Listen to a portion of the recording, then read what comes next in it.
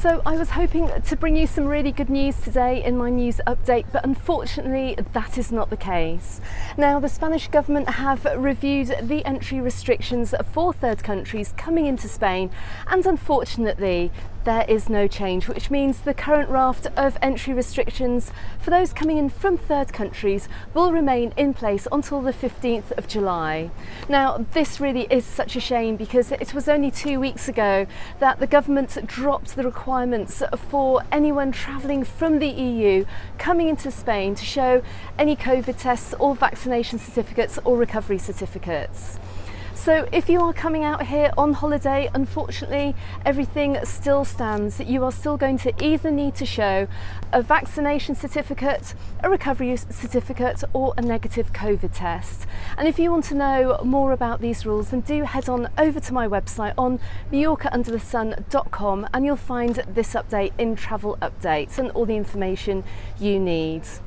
Now, this is a huge blow to tourism here, so I'm really hoping that the whole politicising of this health crisis will soon end and Spain opens up as normal for tourism this summer.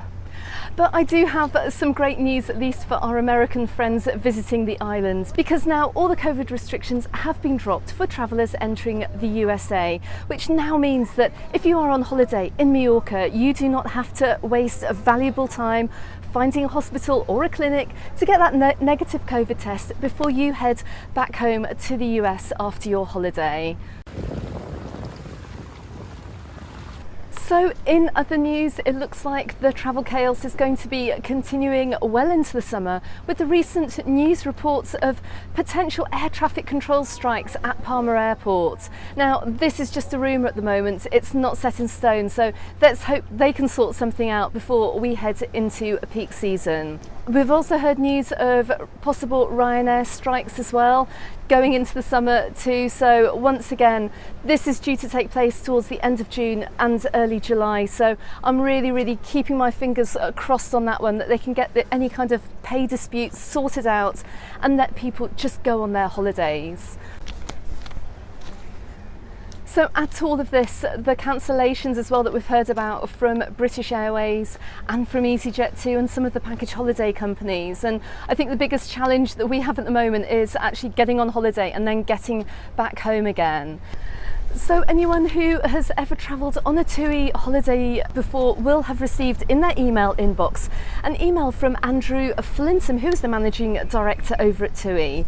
Now, he has been very quick to point out that he really wishes to apologise for any chaos that has been caused on their behalf, and they are currently working to address the issues causing the delays and cancellations.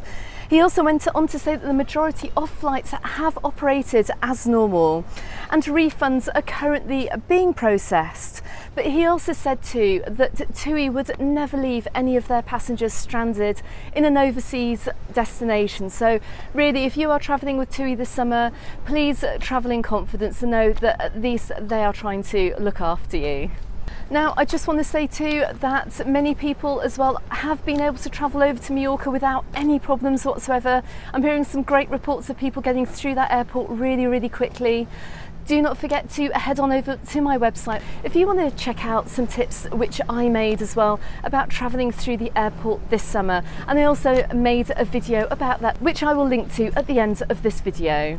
So of course there will be an article on the travel updates section of my website about this update with all the official links to the government sources that you need to check out before you travel to the island if you're coming from the USA or you're coming from the UK or indeed any other third country.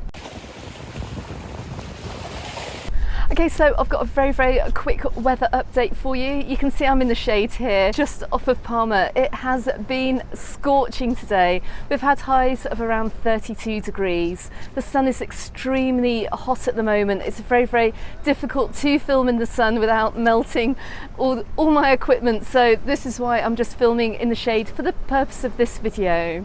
Now, this heat wave looks set to continue into maybe Tuesday or Wednesday next week. So if you are coming over, make make sure you stay hydrated, make sure you bring your sunscreen, and make sure you cover up in the sun too. I've also got a great article over on my website too, all about the fun things that you can do in a heat wave to try and keep cool if you're over here in Mallorca. So I'll put a link to that article in the description text below this video, so please go ahead and check that out.